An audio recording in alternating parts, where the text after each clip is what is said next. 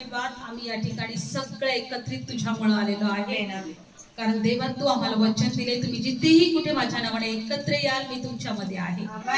देव आत्मा आहे आणि त्याची भक्ती आत्म्यात आणि खरेपणात केली पाहिजे. आज जरी आपण देवाला या ठिकाणी पाहू शकत नाही, पण त्या देवाने आम्हाला वचन दिले की मी तुमच्यामध्ये आहे.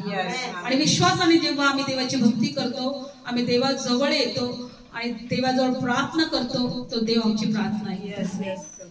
तो प्रभू आज आमच्यामध्ये आहे.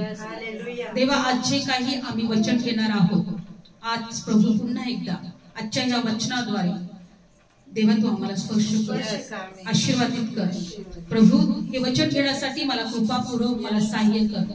तुझ्या लेकरांशी तू बोल देवा. प्रभू येशूच्या नावात प्रार्थना करते, आमेन. Praise Lord.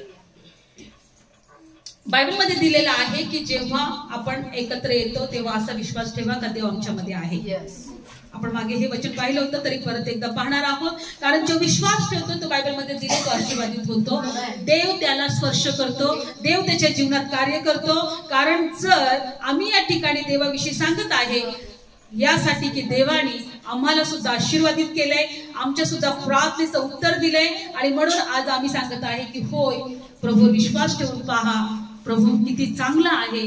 आणि खरोखर देव आमचं दुःख आनंदात बदलतो, देव आमच्या प्रार्थना ऐकतो. आणि आज आम्ही बघणार आहोत की देव आमच्या प्रार्थना कशा ऐकणार आहे. आणि आम्हाला आज वचनातून शिकायचं आहे, पण आम्हाला एक गोष्ट विश्वास आमचा पाहिजे. इब्री लोकांपत्र या वचनात काय दिलेलं आहे बघा. इब्री लोकांपत्र 11व्या अध्यायामध्ये या वचनात आपण पाहूया की देव आम्हाला काय सांगत आहे, देवाचं वचन आम्हाला काय सांगत आहे.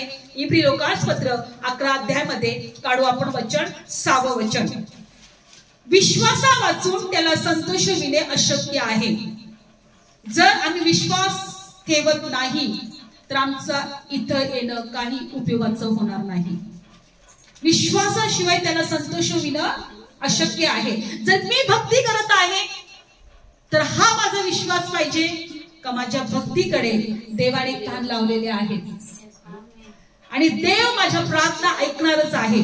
माझ्या प्रार्थनेचं उत्तर देव देणारच आहे. कारण विश्वासा वाचून देवाला संतोषविणे अशक्य आहे. पुढचं वचन, कारण जो देवाला शरण जातो त्याने असा विश्वास धरला पाहिजे तो आहे, आणि जे त्याला जटून शोधतात तो त्यांना प्रतिफळ देणारा देव आहे. Praise Lord. देवावर विश्वास ठेवणाऱ्यांनी हा विश्वास ठेवला पाहिजे तो आहे. बायबल सांगतं का देव मूर्तीमध्ये राहत नाही, देव कोणत्या वस्तूमध्ये राहत नाही, देव आत्मा आहे. म्हणून एक वचन काढूया आपण आपल्याला कळण्यासाठी. योहान शुभवर्तमान 4था अध्याय आणि काढू वचन. योहान शुभवर्तमान, देव आत्मा आहे हे वचन काढूया. 4था अध्याय 24 वचन. योहान शुभवर्तमान 4था अध्याय 24 वचन. देव आत्मा आहे आणि जे त्याची भक्ती करतात त्यांनी आत्म्यात आणि खरेपणात त्याची भक्ती केली पाहिजे. देव काय आहे? देव काय आहे? हा. आणि विश्वासा वाचून देवाला संतोषविणे अशक्य आहे. देव आत्मा आहे आणि देवाचं वचन जर आम्हाला सांगत आहे का मी तुमच्या जवळ आहे, मी इथे आहे, तर आमचा विश्वास, देवावर असलेला आमचा विश्वास आमच्या जीवनात कार्य करतं. काय करतं? 2024 वर्षापूर्वी बायबल सांगतं की प्रारंभी शब्द होता, शब्द देव होता, शब्दाने देहरूप धारण केलं आणि आम्हामध्ये येऊन त्यांनी वस्ती केली. तो शब्द देह झाला. म्हणजे काय? बायबल सांगतं का येशू ख्रिस्ताने देहाचं रूप धारण केलं. तोच प्रभू म्हणतो की मी युगानुयुग सारखा आहे, मी कधीही बदलत नाही.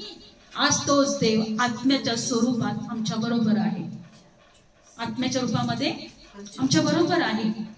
म्हणून आम्ही विश्वास ठेवला पाहिजे. बायबल मध्ये दिलेला आहे का एक कुष्ठरोगी प्रभू येशू ख्रिस्ताकडे येतो. कोण येतो? कुष्ठरोगी. आणि बायबल मध्ये असं दिलेलं आहे, लूक शुभवर्तमान 17 अध्याय. आणि हा कुष्ठरोगी वचनामध्ये दिलेला आहे.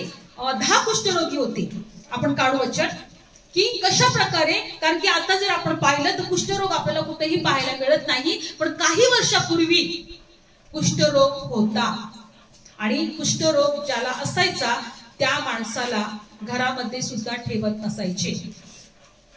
लूक शुभवर्तमान 17 अध्याय या कुष्ठरोग्याने प्रभू येशू ख्रिस्ताविषयी ऐकलं का येशू हा आजार बरा करणारा देव आहे, येशू हा मेलेल्याला उठवणारा देव आहे, परिस्थिती बदलणारा देव आहे. आणि बायबलमध्ये दिलेला आहे का हे 10 कुष्ठरोगी प्रभू येशू ख्रिस्ताकडे येतात. Praise Lord. काय होतं ते? येशूकडे येतात. लूक शुभवर्तमान 17 अध्याय सर्वांनी काढला, काढू वचन.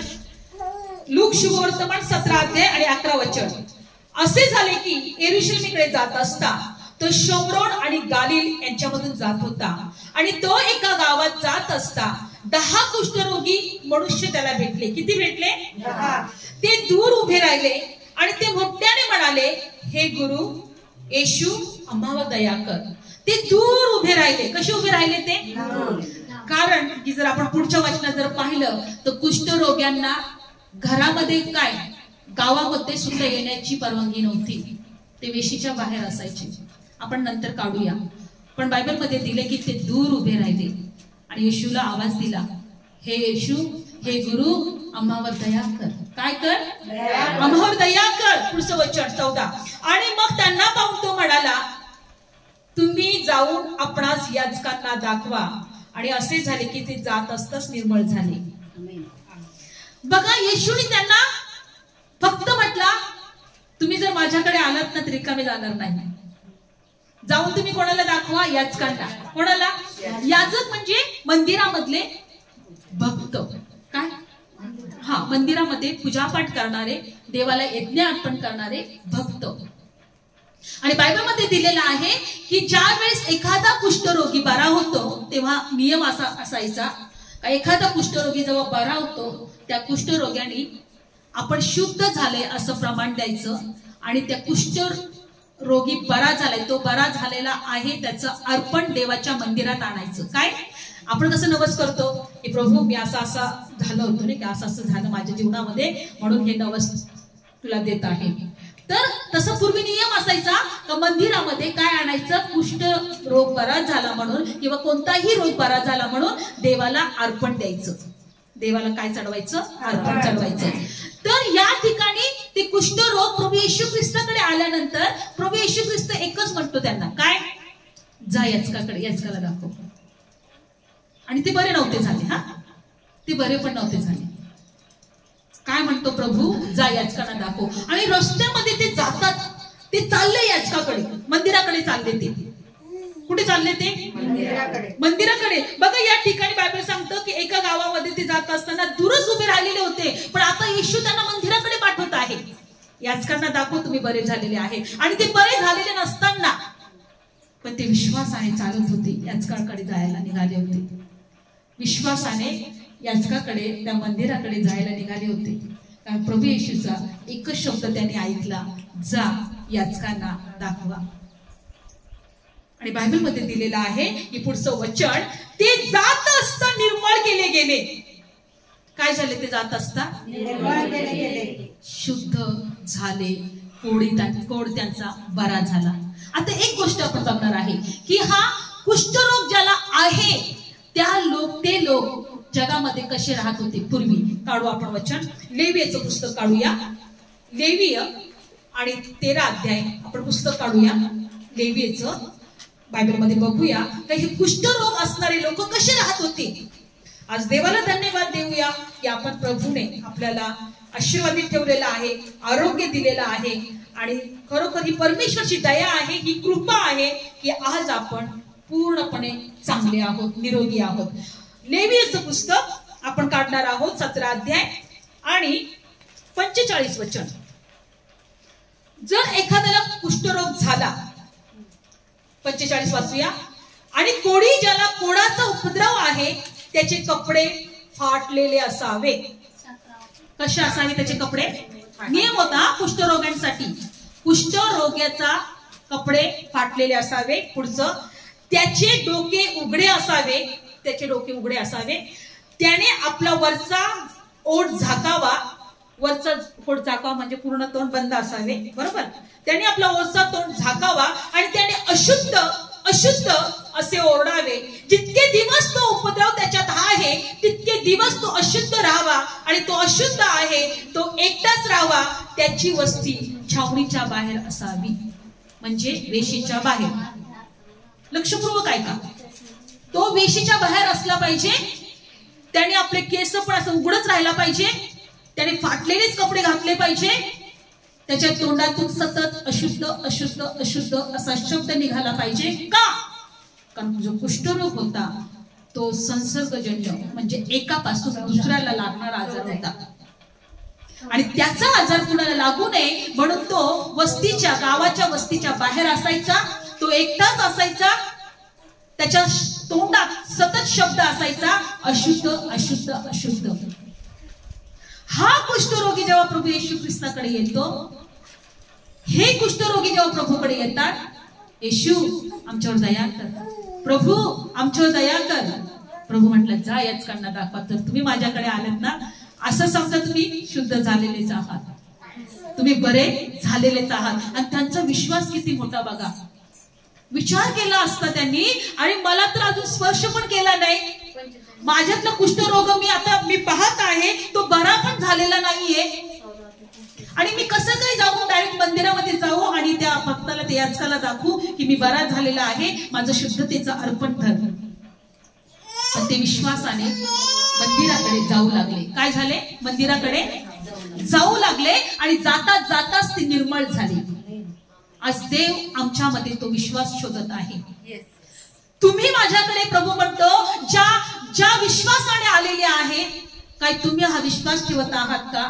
मी तुम्हाला बरं करेन, मी तुम्हाला आरोग्य देईन, मी तुमच्या जीवनात कार्य करेन, मी तुमच्या जीवनामध्ये तुमच्या हृदयाची इच्छा पूर्ण करेन. काय तुम्ही विश्वास ठेवायला तयार आहात का? आमचा विश्वास जर खरोखर स्ट्रॉंग असेल, प्रभूला, होय प्रभू तू मला बरं करशील, तू माझी इच्छा पूर्ण करशील, तू माझ्या प्रार्थनेचं उत्तर देशील, तू माझे अश्रू पुसशील, तू माझं दुःख आनंदात बदलशील, तरच आमचं जीवन आशीर्वादित होईल, आमच्या प्रार्थनेचं आम्हाला उत्तर मिळेल. आज आम्हाला वाटते की आम्ही कुष्ठरोगी नाहीयेत, पण आज आमच्या जीवनामध्ये एक गोष्ट आम्हाला पाहायचं आहे की आत्मिकरित्याने कुठंतरी आमचं जीवन अशुद्ध आहे. काय आहे? अशुद्ध आहे. आम्हाला पण पवित्र होण्याची गरज आहे. आणि बायबल सांगतं की इब्री लोकांपत्र 10 अध्याय 10व्या वचनामध्ये असं दिलेलं आहे की प्रभू येशू ख्रिस्ताच्या एकदाच झालेल्या देहर्पणाच्या द्वारे आम्ही शुद्ध झालेलो आहोत. काय झालेलो आहोत? शुद्ध झालेलो आहोत. का शुद्ध झालेलो आहोत? का येशूला आम्हाला बरं करायचं आहे? का प्रभूला आम्हाला आमच्या प्रार्थना ऐकायची आहे? कारण एक गोष्ट आहे, ही गोष्ट आज आम्हाला विश्वास ठेवायचा आहे.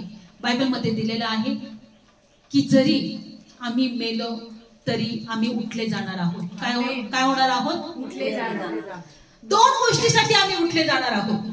जर आम्हाला बरं व्हायचं आहे, ते प्रभू येशू ख्रिस्ताने आजारांना बरे केले, मेलेल्यांना उठवलं, कुष्ठरोग्यांना बरे केले, लंगड्यांना त्यांनी चालायला लावले. पण प्रभू येशू ख्रिस्ताने देवाच्या राज्याचं शुभवर्तमान गाजवलं. देवाचं राज्य. कोणतं राज्य? देवाचं राज्य. देवाचं राज्य म्हणजे काय? जोपर्यंत आम्ही या पृथ्वीवर जिवंत आहोत, तो 50 असो, 60 असो, 70 असो, 80 असो, 90, 100 असो, त्यानंतर आम्ही मेल्यानंतर पुन्हा उठवले जाणार आहोत. काय होणार आहोत? उठवले जाणार आहोत. आणि उठवल्यानंतर काय बायबलमध्ये दिलेलं आहे का आम्ही एकतर कशासाठी उठवले जाणार आहोत? यौवन शुभवर्तमान काढूया, न्यायाच्या पुनरुत्थानासाठी किंवा जीवनाच्या पुनरुत्थानासाठी काढूया वचन. न्यायाच्या पुनरुत्थानासाठी म्हणजे आम्हाला एक गोष्टीवर आता विश्वास ठेवायचा आहे की होय, मी मेलो तरी मी उठवले जाणार आहे. Praise Lord. मी मेलो तरी मी उठवले जाणार आहे. काढू वचन, यौवन शुभवर्तमान 5वा अध्याय आणि काढलं वचन 29 वचन. ज्यांनी चांगली कामे केली आहेत ते जीवनाच्या पुनरुत्थानामध्ये, आणि ज्यांनी वाईट कामे केली आहेत ते न्यायाच्या पुनरुत्थानासाठी बाहेर येतील. Praise Lord. एक दिवस असा परमेश्वराने नेमलेला आहे या पृथ्वीवर, या जगामध्ये, जगाच्या शेवटी ज्या लोकांनी चांगली कामे केलेली आहेत ते जीवनाच्या पुनरुत्थानासाठी, ते जीवनासाठी, सार्वकालिक जीवनासाठी ते उठवले जाणार आहेत. आणि ज्यांनी वाईट कामं केलेली आहेत ते बायबलमध्ये दिलेलं आहे का न्यायाच्या, त्यांचं न्याय ठरवण्यात येणार आहे. असं समजू नका आम्ही मेलो आम्हाला पुनर्जन्म मिळेल, किंवा आम्ही मेलो तर आम्हाला आमचं अस्तित्व संपणार आहे. हे सत्य नाहीये. बायबल आम्हाला असं सांगत आहे की आम्ही मेलो तरी जीवनाच्या पुनरुत्थानासाठी, म्हणजे अनंत काल जीवन आम्हाला मिळावं, म्हणजे जीवनाचं पुनरुत्थान किंवा न्यायाचं पुनरुत्थान, म्हणजे आम्ही उठल्यानंतर आमचा न्याय ठरवण्यात येणार आहे. तुला जगात तर पाठवलं, पण तू जगामध्ये येऊन तू वाईट जीवन जगलाय. तुला देवाने जगामध्ये घेऊन आला, पण तू कधी देवाला शोधलं नाही, देवाच्या गोष्टीकडे तुझं लक्ष लावलं नाही. तू देवाला कधी म्हटलं नाही की प्रभू मला तुझी गरज आहे, देवाने मला जगात का आणलेलं आहे याविषयी तुला कधी प्रश्न पडला नाही. जगात मी आल्यानंतर, मी मेल्यानंतर काय याविषयी तुला कधी प्रश्न पडला नाही, आणि तू फक्त जगत राहिलास. आज देव आम्हाला तेच म्हणत आहे की माझ्या मुलांनो, तुमचं जीवन हे साधं नाहीये, सहज तुम्ही जगात नाही आलेले. आमचं जीवन परमेश्वराच्या इच्छेने आम्ही जगात आलेलो आहोत. परमेश्वराच्या इच्छानुसार आम्ही हे जीवन जगत आहोत. म्हणून एक गोष्ट आम्हाला लक्षात ठेवायचं आहे, न्यायाच्या पुनरुत्थानासाठी आणि जीवनाच्या पुनरुत्थानासाठी प्रत्येक व्यक्ती हा उठवला जाणार आहे. आणि त्याचप्रमाणे हे आहे की येशू ख्रिस्त मेला आणि तिसऱ्या दिवशी पुन्हा जिवंत झाला. हे त्याचं प्रमाण आहे. जसं येशू मेला आणि तिसऱ्या दिवशी पुन्हा जिवंत झाला, तसा प्रभू म्हटला का तुम्ही सुद्धा पुन्हा उठवण्यात येणार आहे. आणि म्हणून बायबल सांगत आहे की जो कोणी प्रभू येशू ख्रिस्तावर विश्वास ठेवेल, आपण 5व्या अध्यायामध्ये पाहत आहोत की 24 वचन, मी तुम्हाला खचित खचित सांगतो, जो माझे वचन ऐकतो, ज्याने मला पाठवले त्याच्यावर विश्वास ठेवतो, त्याला सर्व कालचे जीवन आहे.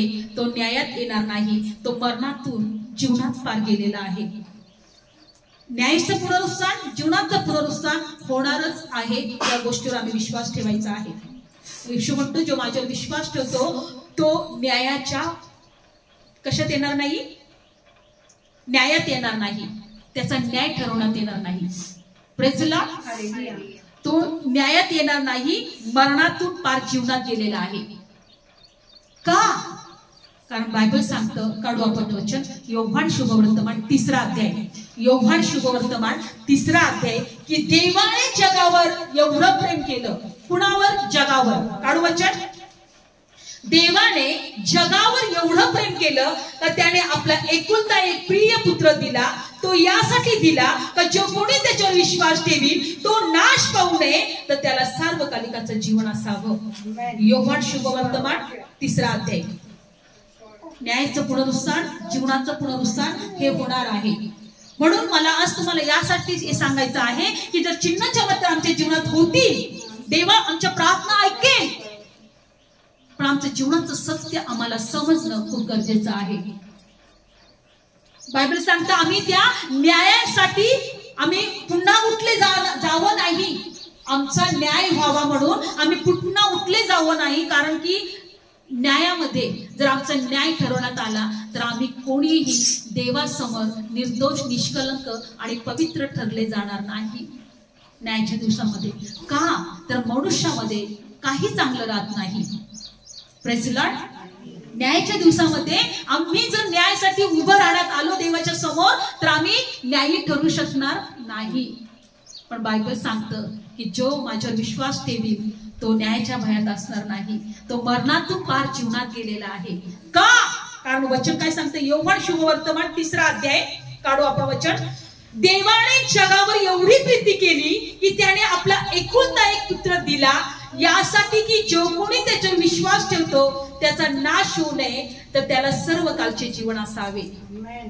Praise the Lord. आपला एकुलता एक प्रिय पुत्र दिलाय, कारण जो कोणी त्याच्यावर विश्वास ठेवतो त्याचा नाश होऊ नये, तर त्याला सार्वकालिकाचं जीवन असावे. 17, कारण देवाने आपल्या पुत्राला जगात पाठवले, त्याला जगाचा न्याय ठरवण्यासाठी नाही, तर जगाचं तारण त्याच्याकडून व्हावे म्हणून पाठवले.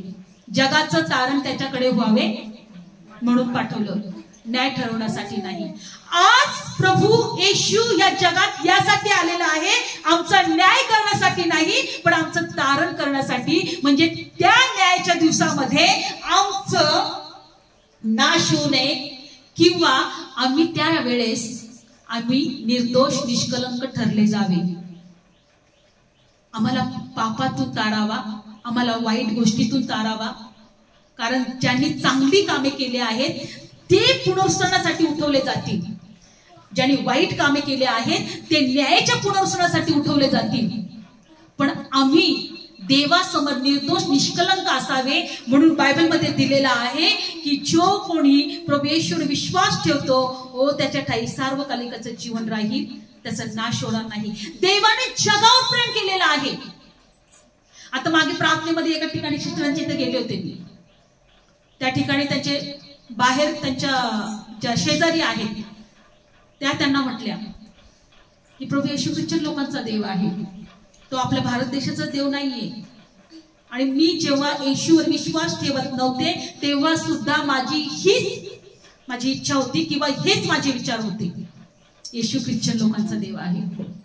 पण या ठिकाणी बायबल सांगतं की देवाने जगावर प्रेम केलंय. मी त्यांना म्हटलं माझी सुद्धा हीच माझे विचार होते किंवा हेच माझं मत होतं, पण आम्ही एका जगात राहत आहोत. आम्ही भारतात नाही राहत, आम्ही एका जगात राहत आहोत ज्या जगावर एकच सूर्य आहे. जर सूर्याने भेदभाव नाही केला का मी भारतामध्येच उगेल, इतर देशामध्ये उगवणार नाही, मी ह्याच देशाचा देव आहे, ह्याच देशाचा सूर्य आहे. सूर्याने कधी भेदभाव केलाय का? आपण एक जगामध्ये आहोत, आपण एका जगामध्ये आहोत. हे भारत, हे देश, हे राष्ट्र, हे सर्व मनुष्याने निर्माण केले. देवाने पृथ्वी निर्माण केली. काय निर्माण केलं? पृथ्वी. आणि या पृथ्वीवर मनुष्याला निर्माण केलं. आणि तो मनुष्य आज नाशाकडे चालला आहे. त्याला देवाने त्याच्यासाठी सार्वकालिक जीवनाची योजना ठेवली. काय ठेवली? सार्वकालिक जीवनाची योजना ठेवली. आणि आज मनुष्य काय करत आहे? नाशाकडे चालला आहे. देवाकडे त्याच्यासाठी काय योजना आहे हे तो ओळखत नाही. मग कुष्ठरोग्याला प्रभूने बरं केलं. का बरं केलं? कारण देवाला त्याला सांगायचं होतं का मी तुझा देव आहे, माझ्याकडे तुझ्यासाठी उत्तम योजना आहे. होय, फक्त 50, 60, 70, 80, 90, 100 वर्ष तू जगशील आणि त्यानंतर तुझं जीवन संपेल किंवा तुला पुनर्जन्म मिळेल, ही तुझी माझी योजना नाही. तू माझ्या जवळ राहणार आहे. कुठे राहणार आहे? एक वचन काढूया आपण. योहान शुभवर्तमान 14 अध्याय. योहान शुभवर्तमान 14 अध्याय. म्हणून मी सुरुवातीला सांगितलं का देवावर विश्वास ठेवणाऱ्यांनी हा विश्वास ठेवला पाहिजे का तो आहे आणि त्याच्या जवळ येणाराच तो प्रतिफळ देणारा देव आहे. योहान शुभवर्तमान 14 अध्याय. कुष्ठरोगाचा रोग बरा झाला तर आमचे सगळे आजार बरे होतील. तर कुष्ठरोग पूर्ण अशुद्ध झाला तर आमचं जीवन सुद्धा शुद्ध आणि पवित्र झाल्याशिवाय राहणार नाही. योहान शुभवर्तमान 14 अध्याय. तुमचे अंतःकरण घाबरू नये, देवावर विश्वास ठेवा, माझ्यावरही विश्वास ठेवा. माझ्या बापाच्या घरात पुष्कळ राहण्याच्या जागा आहेत. असे नसते तर मी तुम्हाला सांगितले असते, कारण मी तुमच्यासाठी जागा तयार करायला जातो. माझ्या बापाच्या राहण्याच्या घरात पुष्कळ जागा आहे. 3रं वचन. मी जर गेलो आणि तुमच्यासाठी जागा तयार केली तर मी पुन्हा येईल आणि मी तुम्हाला माझ्या जवळ घेईल आणि जिथे मी आहे तिथे तुम्ही पण असावे. मी पुन्हा येणार आणि मी तुम्हाला कुठे घेईल? माझ्या जवळ. आणि जिथे मी आहे तिथे मी तुम्हाला ठेवणार. वचनावर विश्वास ठेवताय तुम्ही? हा विश्वास पाहिजे का जिथे देव असेल तिथे आम्ही राहणार आहोत? हा विश्वास पाहिजे. माझ्या पित्याच्या घरामध्ये पुष्कळ जागा आहे, मी तुमच्यासाठी जागा तयार करायला जातो. कारण आमच्यामध्ये ती योग्यता नव्हती की आम्ही तिथली वरची जागा तयार करू. तर प्रभू म्हणतो मी जागा तयार करायला जातो आणि जिथे मी आहे तिथे तुम्ही पण राहावं अशी माझी इच्छा आहे. बायबल सांगतं, मी तुम्हाला का सांगते हे माहितीये, माझी इच्छा आहे की देवाने तुमच्या सर्व प्रार्थनेचं उत्तर द्यावं, तुमचं जीवन आशीर्वादित करावं, तुमचं दुःख आनंदात बदलावं. पण देव काय सांगत आहे, अगोदर त्याचं राज्य आणि त्याचं न्याय पण मिळवायला झटा, म्हणजे तुम्हाला सगळं काही देण्यात येईल. काय सांगत आहे देव, त्याचं राज्य आणि त्याचं न्याय पण. येशू ख्रिस्ताच्या द्वारे आम्ही न्यायी ठरलेलो आहोत.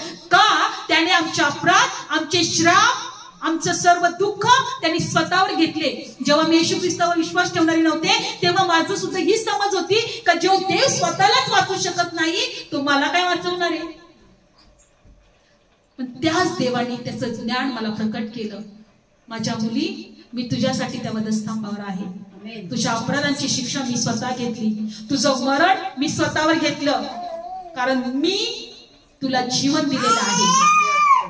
तुझे श्राप मी स्वतःवर घेतले यासाठी का मी तुला आशीर्वाद दिलेला आहे. म्हणून बायबल सांगतं, तो आमच्यासाठी श्रापित झाला कारण आम्ही आशीर्वादित व्हावं. गलतीकारसपत्र 3 अध्याय 13 वचन. कोणी वाचा.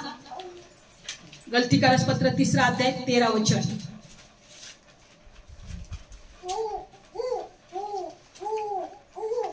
गलतीकारसपत्र 3 अध्याय 13 वचन.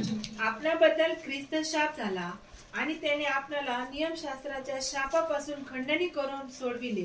आमच्यासाठी प्रभू येशू ख्रिस्त काय झाला, म्हणा श्रापित झाला. काय झाला?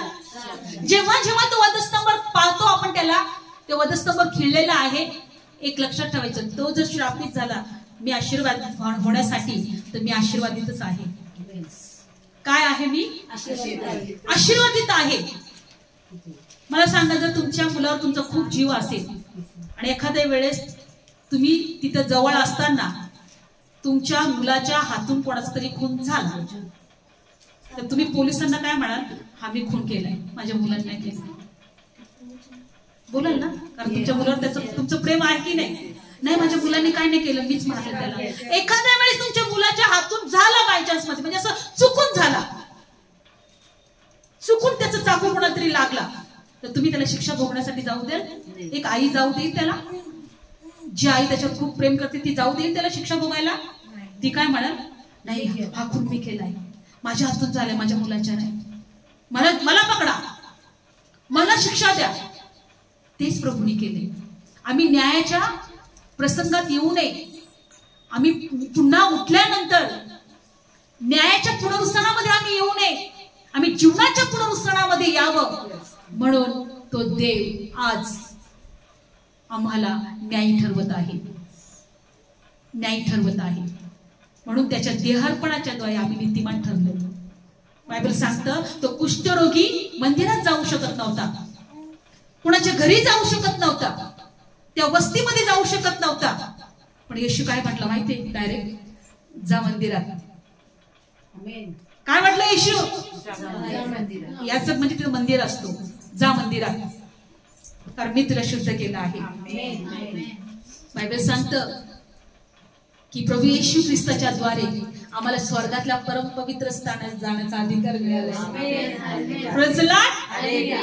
त्याच्या रक्ताच्या द्वारे आम्हाला स्वर्गातल्या परम पवित्र स्थानात जाण्याचा अधिकार मिळालाय. देवाच्या लेकरांनो, देवाचं प्रेम जर तुम्हाला कळालं ना, तुम्ही एकच इच्छा ठेवा, प्रभू मी जगले तरी तुझ्यासाठी, मेले तरी तुझ्यासाठी असेल.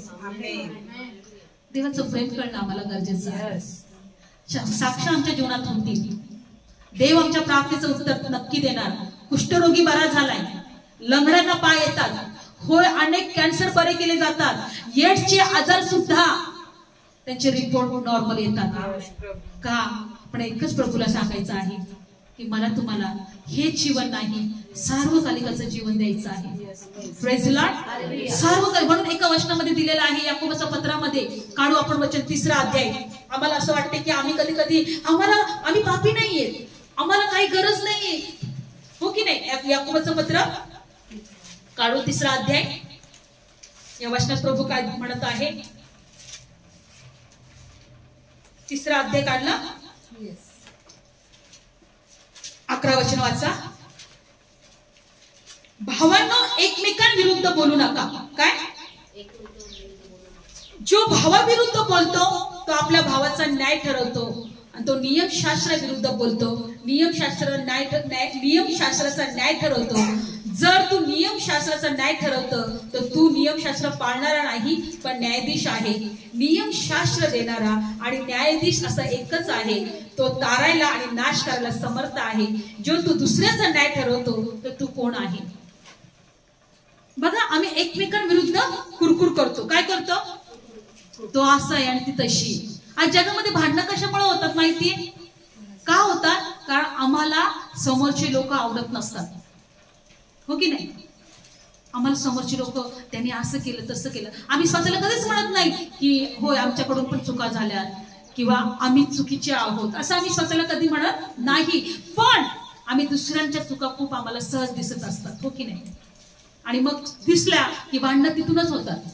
एकमेकांविरुद्ध आम्ही बोलणं तिथंच होतं. ते असे आहेत, ते तसे आहेत. पण बायबलमध्ये दिलेलं आहे तुम्ही एकमेकांविरुद्ध बोलू नका. जो भावाविरुद्ध बोलतो, आपल्या भावाचा न्याय ठरवतो, तो नियमशास्त्र विरुद्ध बोलतो आणि नियमशास्त्राचा न्याय ठरवतो. जर तू नियमशास्त्राचा न्याय ठरवतो तर तू नियमशास्त्र पाळणारा नाही तर स्वतःला न्यायाधीश समजतो.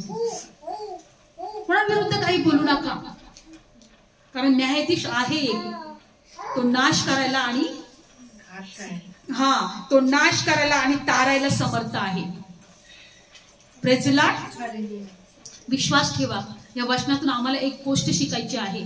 फोडीबारा झाला पण न्यायाचं पुनरुत्थान आणि जीवनाचं पुनरुत्थान. ज्यांनी चांगली कामे केली ते न्यायाच्या पुनरुत्थान नाही, वाईट जीवनाच्या पुनरुत्थानासाठी उठणार आहे. जीवनाच्या पुनरुत्थाना उठण्यासाठी आम्हाला देवाकडच्या गोष्टी शिकायच्या आहेत. देवाच्या इच्छाप्रमाणे आम्हाला जगायचं आहे. आणि जे न्यायाच्या पुनरुत्थानामध्ये उठले जाणार आहे, ज्यांनी वाईट कामं केलेली आहेत, ते न्यायाचं एक दिवस न्यायाचं पुनरुत्थान आहे. आज असं समजू नका की आमचं जीवन असंच आहे, आम्ही असंच जगत आहोत. पण हे सत्य आहे. जीवनाच्या पुनरुत्थानाच्या वेळेस, न्यायाच्या पुनरुत्थानाच्या वेळेस आम्ही पुन्हा उठवले जाणार आहे. ज्यांनी चांगली कामे केली ते न्यायाच्या पुनरुत्थानासाठी उठवले जातील आणि ज्यांनी वाईट कामे केले ते न्यायाच्या पुनरुत्थानासाठी उठवले जाणार आहेत. म्हणून आज जरी आम्ही ह्या गोष्टी त्याचं आम्हाला काही वाटणार नाही, पण आम्ही जीवनाच्या पुनरुत्थानासाठी उठावा. म्हणून आम्ही त्यासाठी देवावर विश्वास ठेवला पाहिजे, देवामध्ये जगलं पाहिजे, देवाची भक्ती केली पाहिजे, देवाच्या उपस्थितीमध्ये आलं पाहिजे, देवाच्या चरणाजवळ एकही दिवस. मला कधी कधी असं वाटतं माझा देवा एक पण दिवस असं व्यर्थ होऊ देऊ नको जो दिवस तुझ्यापासून नाहीये, जो दिवस तुझ्या उपस्थितीमध्ये नाहीये. बायबल सांगतं प्रत्येक दिवसाचा आम्हाला हिशोब द्यायचे. एका वचनात दिलंय की जसं मोल करायला आपले प्रत्येक दिवस भरून द्यावा लागतात की नाही, त्याच्या मजुरी मिळण्यासाठी द्यावा लागतात ना, तसं आमचे प्रत्येक दिवस आम्हाला देवाला भरून द्यायचे. Praise the Lord. मोल करायला आपली मजुरी मिळण्यासाठी दिवस भरून द्यावं लागतात. समजा त्याने जर 8च दिवस काम केले तर 10 दिवसाचा पगार भेटणार आहे का त्याला? नाही. विश्वास ठेवा, जितके दिवस प्रभूने आम्हाला या जगात दिलेले आहे तितके दिवस आम्ही देवाच्या भयात, देवाच्या मार्गात, देवाच्या इच्छात चालूया. कुष्ठरोगाचं जीवन काय होतं कोणी विचारत नव्हतं त्याला, कोणी जवळ करत नव्हतं त्याला. फाटके कपडे घातलेले, वेशीच्या बाहेर तो राहत होता. अशुद्ध अशुद्ध कोणीतरी शिळं पाक त्याला टाकत असेल आणि तो खात असेल. येशूकडे आलं त्याचं जीवन बदललं. येशूकडे आलं त्याचं जीवन बदललं. येशू म्हटलं जा मंदिरामध्ये जा, तू बरा झालेला आहेस. जाता जाता तू बरा झाला. आमचं जीवन प्रभू बदलायला समर्थ आहे. Praise Lord. येशू आम्हाला डायरेक्ट मंदिरात त्याच्या जवळ घ्यायची इच्छा आहे देवाला, त्याच्या मंदिरात त्याच्या उपस्थितीत ठेवायची इच्छा आहे देवाला आम्हाला. असं वाईट जीवन, श्रापित जीवन, अशुद्ध जीवन प्रभूला आम्हाला नाही द्यायचं. म्हणून तो आमच्यासाठी श्रापित झाला कारण आम्ही आशीर्वादित व्हावं म्हणून. Praise Lord. डोळे बंद करूया, प्रार्थना करू. धन्यवाद की त्या परमेश्वरा, आज न्यायाचं पुनरुत्थान आणि जीवनाचं पुनरुत्थान आम्ही शिकलेलो आहोत. होय, आम्ही विश्वास ठेवला तो आमच्यासाठी जागा तयार करायला गेला. तू म्हटला माझ्या पित्याच्या घरात पुष्कळ जागा आहे आणि मी तुमच्यासाठी जागा तयार करायला जात आहे. जिथे मी आहे तिथे तुम्ही पण असावं. प्रभू धन्यवाद. प्रभू धन्यवाद, तो आमच्यासाठी उत्तम अशी योजना केलेली आहे, उत्तम अशी प्रभू परमेश्वरा तू आमच्यासाठी जागा तयार केलेली आहे. आम्हाला आता चिंता नाही मेल्यानंतर आमचं काय होणार, या जगातून गेल्यानंतर आमचं काय होणार. तर आमच्या देवाने आम्हाला त्या मरणातून पार जीवनात घेऊन आलेला आहे. धन्यवाद येशू, धन्यवाद येशू, धन्यवाद येशू. जीवन दिला रहा है, जीवन दिला रहा है, यीशु मसीह हमारा सबको बुला रहा है. यीशु मसीह हमारा सबको बुला रहा है. यीशु मसीह हमारा. वो देखो आसमां में सूरज चांद सितारा, वो देखो आसमां में सूरज चांद सितारा, सबसे बड़ा सितारा, सबसे बड़ा सितारा, यीशु मसीह हमारा सबको बुला रहा है. यीशु मसीह हमारा सबको बुला रहा है. यीशु मसीह हमारा जीवन दिला रहा है. यीशु मसीह हमारा सबको बुला रहा है. यीशु मसीह हमारा सबको बुला रहा है. यीशु मसीह हमारा. प्रभू सर्वांना आशीर्वादित कर, सर्वांना तुझं जीवन मिळू दे, सर्वांच्या अपराधांची क्षमा कर. सर्वांना प्रभू तू शुद्ध कर, सर्वांना तू पवित्र कर. प्रभू येशू जे ऐकत आहे ते प्रत्येक व्यक्ती आशीर्वादित होते. जे आजारी आहेत, जे दुःखात आहेत, जे निराशात आहेत, जे आत्महत्या करण्याचे विचार करत आहे, ज्यांना वाटत आहे की मला माझं जीवन नकोस आहे, देवा तू त्यांना आत्महत्या करण्यासाठी जगात नाही घेऊन आला, तू त्यांना सार्वकालिकाचं जीवन देण्यासाठी जगात घेऊन आलाय. स्पर्श कर, स्पर्श कर तुझ्या लेकरांना. त्यांचे हर एक दुःख तकलीफ सर्व त्रास त्यांच्या जीवनातून निघून जाऊ दे. त्यांच्या अश्रुपूस माझ्या देवा, त्यांच्या अश्रुपूस त्यांची भेट घे माझ्या प्रभू. तू सांग माझ्या मुला, माझ्या मुली, मी तुझा देव आहे, मी तुझ्या जवळ आहे, मी तुझं दुःख आनंदात बदले, मी तुझ्या जीवनातल्या निराशा दूर करेन, मी तुझा प्रार्थना ऐकेन. माझ्या विश्वास ठेव प्रभू. प्रत्येकाला स्पर्श कर, आशीर्वादित कर. माझ्या मागे प्रार्थना म्हणा, प्रभू येशू माझ्या जीवनात ये, माझ्या घरात ये, मी तुझ्यावर विश्वास ठेवतो. माझ्या सर्व अपराधांची क्षमा कर, तुझ्या पवित्र रक्ताने मला शुद्ध कर. प्रभू येशू मी विश्वास ठेवतो तू देवाचा पुत्र आहे, तू माझ्या अपराधासाठी मरणाच्या हाती दिला गेला, मला नीतिमान ठरवण्यासाठी पुन्हा तिसऱ्या दिवशी जिवंत झाला. मी तुझ्यावर विश्वास ठेवतो. प्रभू माझ्या जीवनात ये, माझ्या हृदयात ये, माझ्या घरात ये. मी तुला माझा तारणारा म्हणून स्वीकारतो. आमेन. प्रभू प्रत्येकाला आशीर्वादित कर, प्रत्येकाची भेट घे.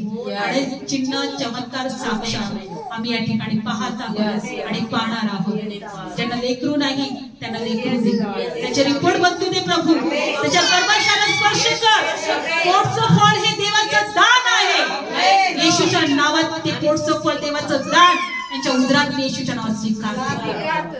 धन्यवाद येशू, धन्यवाद येशू. सर्व गौरव तुला. तू सर्व आजार बरं करायला समर्थ आहे, कारण तू जिवंत आहे. प्रत्येकाला स्पर्श कर, आशीर्वादित कर. येशूच्या नावात प्रार्थना करते. आमेन. थँक्यू.